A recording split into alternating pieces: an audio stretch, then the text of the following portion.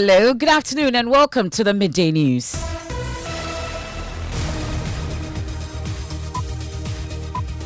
The news is live on Joy 99.7 FM here in Accra and Kumasi. We are on Love 99.5 FM. We are on a number of affiliates across Ghana's 16 regions. We are on Clenham Radio in Bato. We are on KTU Radio in Koforidua, ATL FM in Cape Coast, Ganga FM in Jirapa, and Kaleo FM in Akachi. We are on Twitter Spaces. We are on Facebook. We are on myjoyonline.com. The Midday News is sponsored by Duraplus Ghana Limited, producers of quality PVC pipes, HDPE pipes, and water tank. Where Duraplus goes, water flows.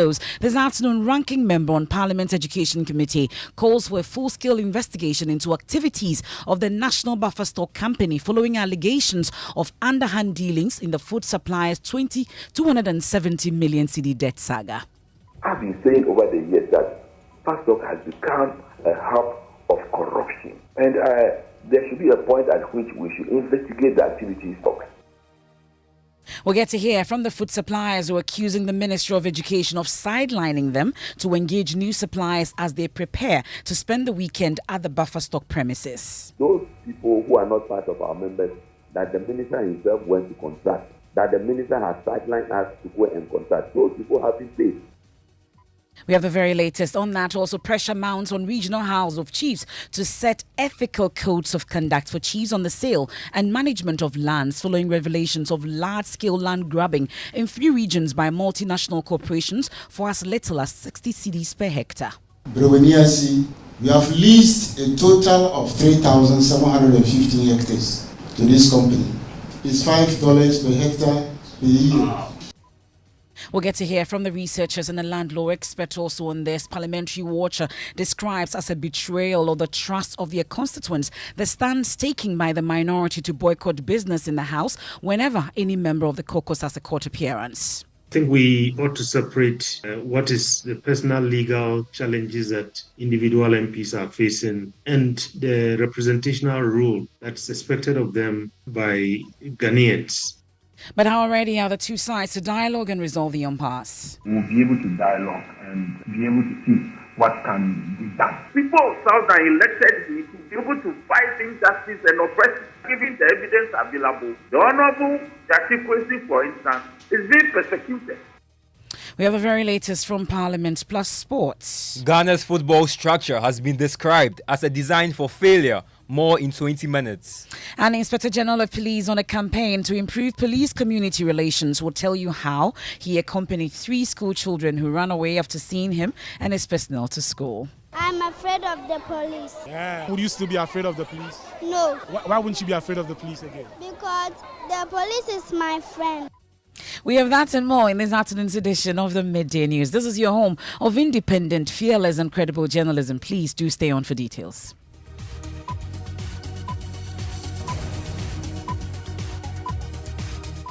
Many thanks for your company. Now, the ranking member on Parliament Education Committee, Peter Nochukotoi, has called for a full-blown investigation into the activities of the National Buffer Stock Company on allegations of underhand dealings in the National Food Suppliers debt saga. According to the ranking member, records available to him indicate that the Ministry of Education has released at least 90% of the debt owed to the food suppliers. He said an investigation must be conducted into the matter to help streamline the work of the Buffer Stock Company. I've been saying over the years that Buffer Stock has become a hub of corruption, where the things that go on, in fact, my sister, is very bad. And there should be a point at which we should investigate the activities of. Because my information also is that the Ministry of Education has paid about 90% of what they owe them. I tried getting the minister to confirm this to me, but I wasn't able to meet him. Yesterday was in the chamber but we were in court, so I couldn't have access.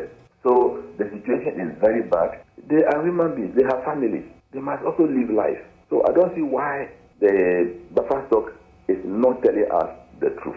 That's why I'm asking for a public inquiry into the activities of Buffer Stock. Well, the National Food Suppliers Association, they've also accused the Ministry of Education of sidelining them to engage new suppliers for the school feeding program. Kweku Amedume is the spokesperson for the association. my minister claiming that he has given 90% of our money to the buffer stock. Indeed, buffer stock has admitted having received that money, but buffer stock has also made a counterclaim that they are left with 175 million Ghana for at the Minister of Education. The Minister of Education is supposed to release that money to him so that he can be able to pay us. Those people who are not part of our members, that the minister himself went to contract, that the minister has sidelined us to go and contract. Those people have been paid. So my question is, why would the minister leave us out from the picture and be paying people who have just done supply? And as I'm telling you... And what's your suspicion? Why do you think that happened? My minister, it can only be influenced by... It can only be personal interest, or there's an in hand, or I have a suspicion that the minister is not in good terms with the CEO of Buffer Stock, that he had released 90%. That's Kweku Amedume, spokesperson for the association. Well, my colleague James Aveji joins me in studio. We've cited a copy of a letter written by the Ministry of Education to the Finance Ministry asking for the release of this amount.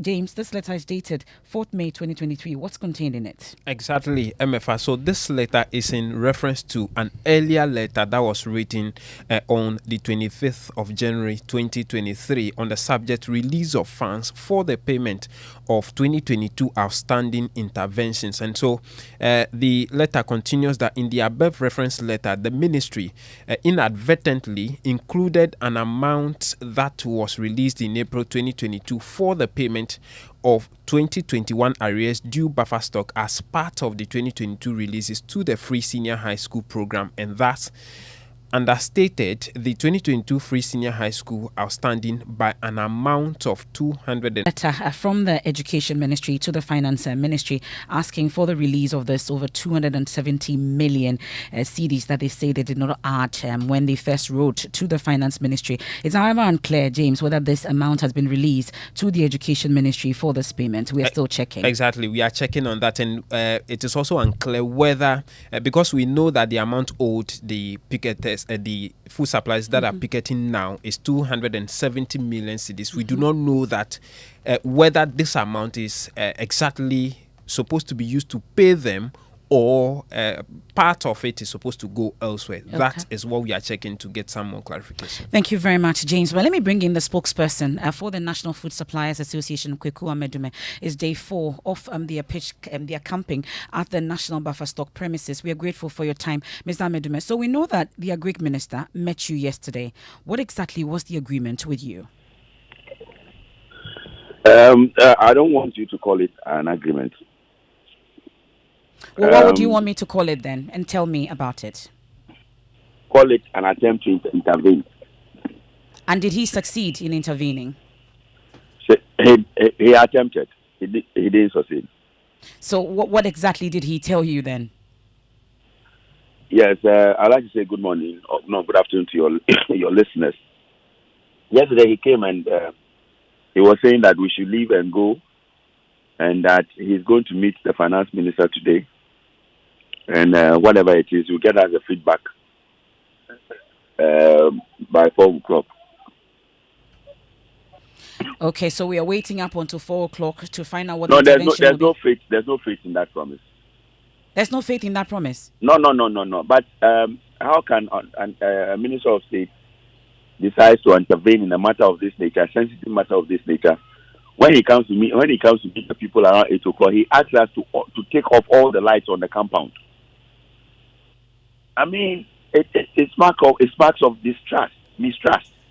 Because if you're coming to convince me to back down on my picketing, I have to be seeing your face and you knowing my face and telling how devastated and how morally down I am. And I want to see the honesty written in your face as you speak to me. So if you tell me, turn off the light, I don't want the light around as I'm talking to you, as if there's something we are conceiving or we are concealing, it's something that the members are not fully understanding. But I want to respond quickly to the press statement the buffer stock released yesterday. Let me take the first paragraph. It acknowledges their indebtedness to us, and then went ahead to apologize. That alone has settled our our case that buffer stock is owing us money. So that is no longer in controversy. So paragraph 2, it says that they are organizing an emergency meeting to discuss the matter. My sister,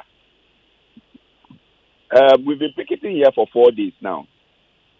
And so if there's any press statement in relation to our picketing, to the effect that there's going to be an emergency meeting of the board of directors, it means that if it's an emergency meeting, it means that it has been decided upon. There's a decision that has been taken already. So we should know when that meeting is coming on. Okay. And you've been at their premises and they have not communicated that to you just yet? No. We got to know from your end when you broke the news that we got to know. When you called me yesterday and asked me to respond to it, that I got. But Mr. Medume, let me find out from you, Mr. Medume. Since you've been sleeping there, you have not had any official of the National Buffer Stock Company reaching out to you in any way or any sort. Is that what you're saying? So I would want to finish reacting to the press statement, and I'll tell you that. Briefly, please. We don't have all the time, sir. Okay. We've had the Deputy Chief Executive here with us yesterday. He was interested in us leaving the premises so he could get us a place to stay. And we are not interested. We are not here because we don't have a place to sleep. We have nice and better place in our homes that we could sleep. There's something that is chasing us, and it is not accommodation. So we made that point clear to the minister that if anybody is interested in solving this matter with us, the person should be telling us money, should be talking to us about money, not accommodation. We are not complaining. We have never granted interview and complained that they have never given us a place to sleep. What we have complained to the media and to the general public is that our money is with buffer stocks to the amount of 270 million. That is the amount we are demanding for. We are not demanding for where to sleep and where not to sleep. Okay. We have places to sleep already. So this weekend, your members are still going to pitch camp this weekend at the buffer stock, even though they've not told you when they are going to pay you that money. Yeah, we will be breaking after today and resume on Monday morning. Okay. Well, Mr. Medume, we'll be checking on this particular issue. Thank you so much for joining us. That's the spokesperson for the National Food Suppliers Association and demanding their 270 million cedis owed them by the National Food Buffer Stock. Now, there's pressure also mounting on the Regional House of Chiefs to set ethical codes of conduct for chiefs on the sale and management of lands following revelations of a large-scale land grabbing in 3 regions by multinational corporations. A report by Caritas Ghana cited in a recent study that lands in Tanchara in the Upper West region, Babato in the Savannah region, Okumening in the Eastern region, and Breweniase in the Oti region are being grabbed for as low as 60 cedis per hectare. The study also indicates many of these lands are being lost due to legal ignorance of landowners. We'll hear from a land lawyer soon, but first listen to the story of Johannes Kofibi, leader of the Breweniase Landowners Association. Haracos Oil Palm Company. They arrived at Breweniase to acquire land. Little did we know we were digging our own graves and we were signing our own death warrants. It really happened that they came with an agreement that actually we didn't read through. We went and signed. We, Breweniase, we have leased a total of 3,715 hectares to this company. And in fact, we are only bothering about the payment. How much they pay us per hectare per year is $5 per hectare per year. We are paid $5 per hectare per year. That is our headache. Well, interesting revelations there. Let's bring in a consultant to the study and also the Dean, School of Public Services and Governance at Gimpa. Well, okay, that's Dr. Patrick Tando. We'll hear from him shortly. But let me bring in lawyer Kwame Jan. He's a land law expert extraordinaire. Joins us on the line with more. I'm guessing you are not as surprised as we are to hear that per hectare, $5 per year. Really? It is... I am surprised, actually. To the contrary, I am surprised. And this shows clearly not just a failure of the community's own structures, but it's a failure of the state machinery as well. Now, I'll give you a reason.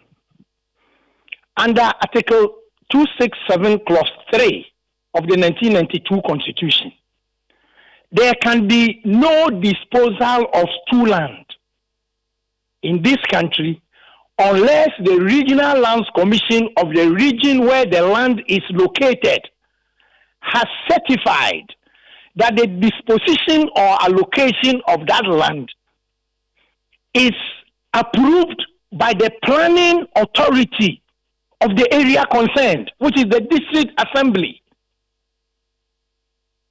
And land leases of 3,000 would come within the schedules in LI 1652, the Environmental Assessment Regulations,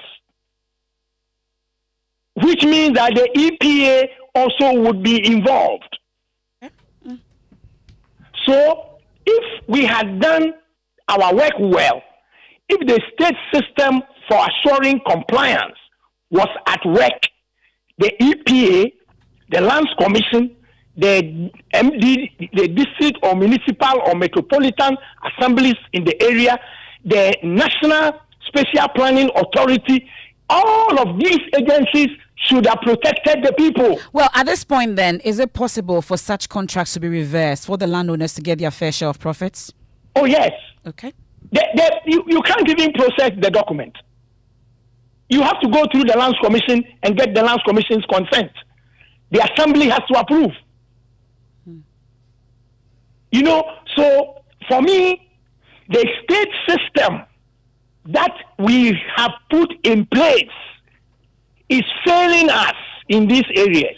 The state systems maybe are failing us. They may be failing, but landowners as well. What is our responsibility in all this? So the people who created this institutional infrastructure, they knew that there is a possibility of the landowners failing themselves. Because you see, whether it is stool land or family land, the management committee is the occupant of the stool and the principal councillors. If it is family land, the head of the family and the principal councillors. If it is clan land, the head of the clan and the principal councillors. The majority of the people don't participate in land allocations or grants.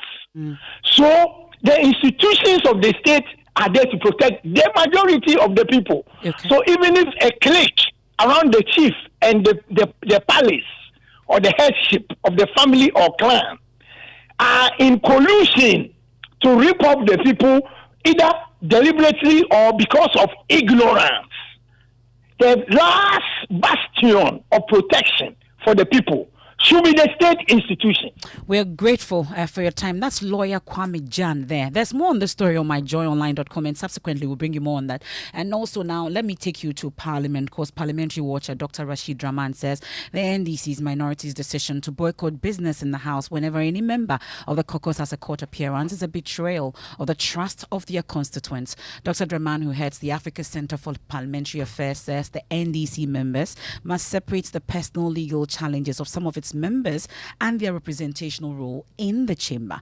The NDC boycotted proceedings yesterday to solidarize with the minority leader, Dr. Kesalato Forsen, and MP for Asin North, James Jachikwesi, who are facing different legal issues. Dr. Draman says the strategy adopted is not the best. What is the caucus going to be telling the people that elected them to represent them in Parliament? I think that that should be a question that should be on the minds of the minority caucus as they embark on this strategy. At the end of the day, I think we ought to separate what is the personal legal challenges that individual MPs are facing and the representational role that's expected of them by Ghanaians. And again, I must add, in parliamentary language, there's what we call a responsible and irresponsible opposition. But are the two sides ready to address this particular standoff? Deputy Majority Whip Habib Idris says his side is ready for a dialogue. So this is clear that they are not ready to form any male government. We will be able to dialogue and be able to see what can be done. Because this parliament is one of the most difficult parliaments that we have ever had in the history of this country. Looking at the numbers, 137 on each side with an independent candidate. So we have actually been successful based on the cooperation we have with other concessions that we have been able to build over the years. But Member of Parliament for South Roxton Nelson Dapamakpo says the action has the support of their constituents. So the caucus has the right to use every tool available or every tool legitimate at its disposal to prosecute its case in Parliament. But your main responsibility is your people, isn't it? That is correct. Winston, you can conduct a brief survey in Southend and determine whether my decision to boycott Parliament today give solidarity to my colleagues in court is not in consonance with the aspirations of the people of. But what's happening in Parliament today? Our Parliamentary Affairs correspondent Kweku Asante joins us on the line. Kweku, we are told that buffer stock issues have come up so far.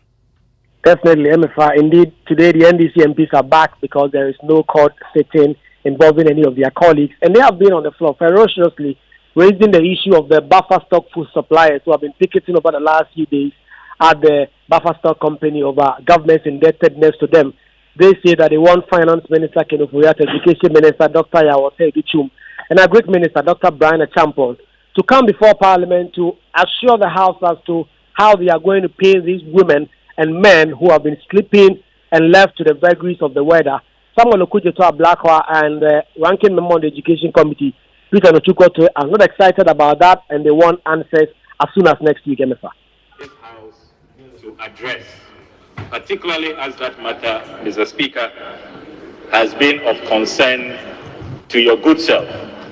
Mr. Speaker, I'm referring to the ongoing picketing and demonstrations at the Buffer Stock Company Limited. Food suppliers across the country have besieged the place, and over the last 4 days running into the 5th day continuously, they have been at the mercy of the vagaries of the weather.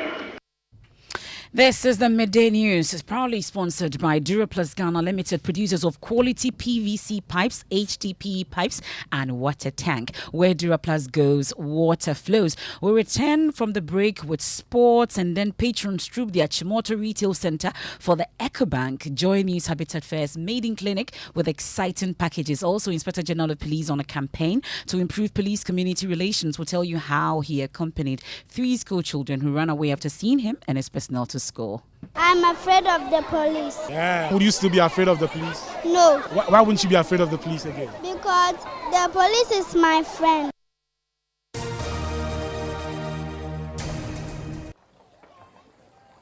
Imagine say water wake up at dawn. You know buff, you know chop. Where it vanish for your area for 2 weeks. You not get 1 drop safe inside your tank. Hey. Hajia, our life was in dangerous. Only our neighbor gets water with water tank. Water tank? Yes, water tank.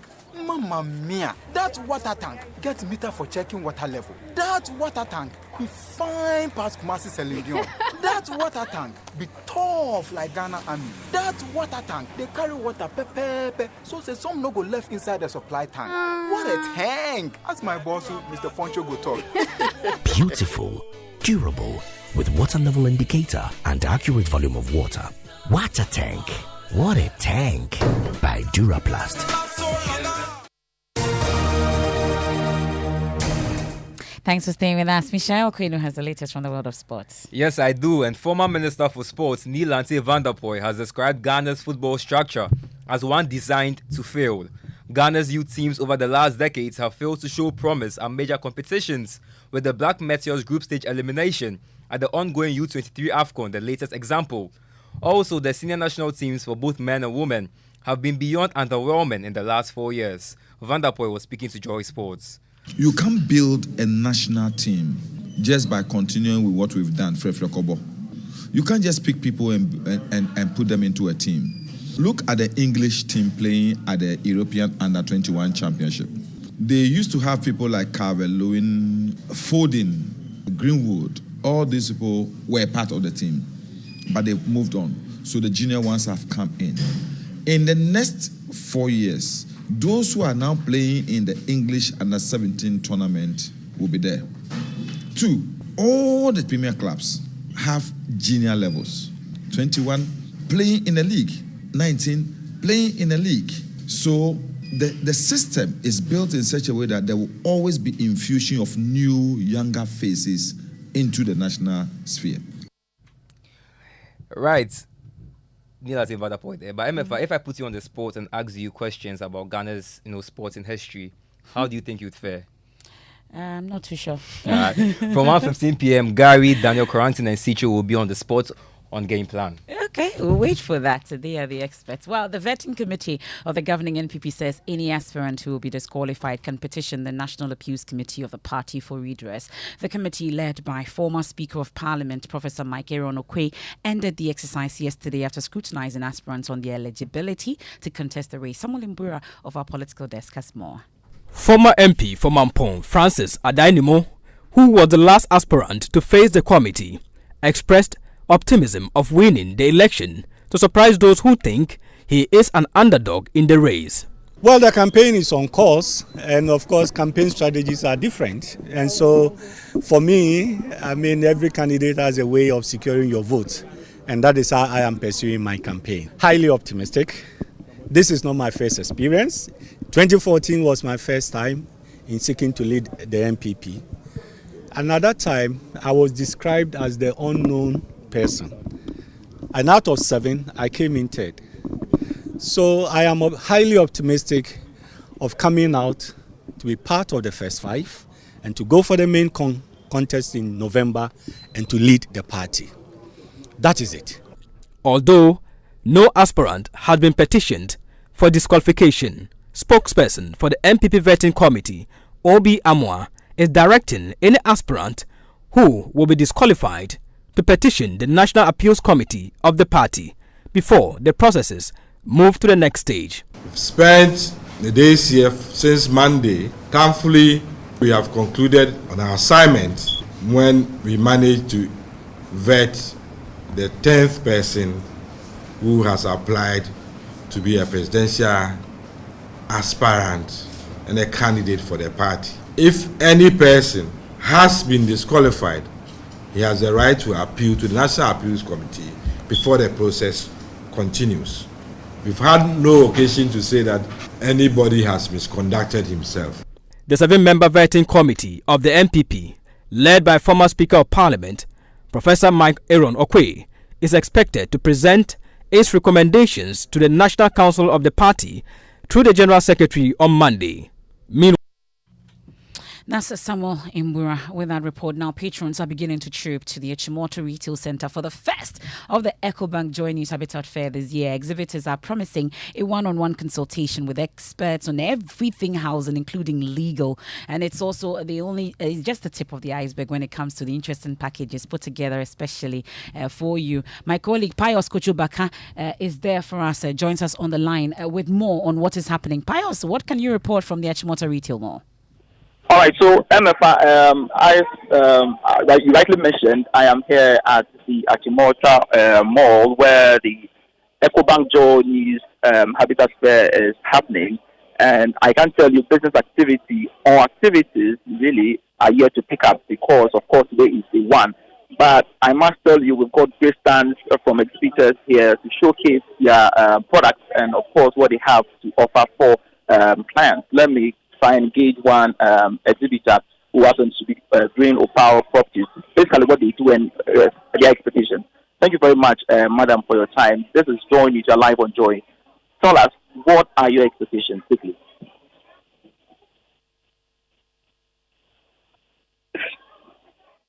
Well, that's my colleague Pius Kojubaka interacting with a rather shy patron there. But you can make your way to the Achimota Retail Center, Joy News EcoBank Habitat Fair Mini Clinic Day 1. You can't miss it. Now, the Inspector General of Police, Dr. George Akufu-Dampare, has vowed he will do everything within his power to improve police and community relations. Speaking at the Sapeman Basic 2 School, he said that is one of the surest ways of achieving effective policing. My colleague Maxwell Agwagba of our security desk has more. It's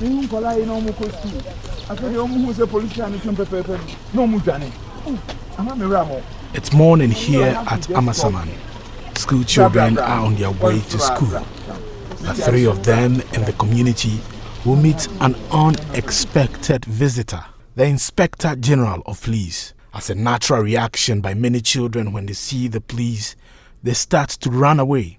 The IGP Dr. George Kufu Dampari got down from his car and decided to walk with the 3 school children to school. It was a long walk together with other top police officers. The police is here, so we are here. That encounter culminated in an unplanned sensitization at the Sapeman MA2 Basic School, where the Inspector General of Police urged the students to see the police as their friend. I'm trying to recover from the shock that I had after meeting the little ones who saw people who supposed to protect them, and they started running. Pick the relevant lesson, and we are going to double our steps in trying to build partnership and engage the community for us to be able to win your hearts and minds. The pupils, who are all less than 10 years old, say they are excited about the encounter with the IGP, and they now see the police as a friend. Sarah Jane. Why were you running when you saw the police? I'm afraid of the police. Yeah. Would you still be afraid of the police? No. Why wouldn't you be afraid of the police again? Because the police is my friend. And that's how we end today's edition of the Midday News. You're on Joy 99.7 FM. There's more when you log on to myjoyonline.com. Living Word with Pastor Mensa Otabil is up next. I am Emefa Apawu. Enjoy the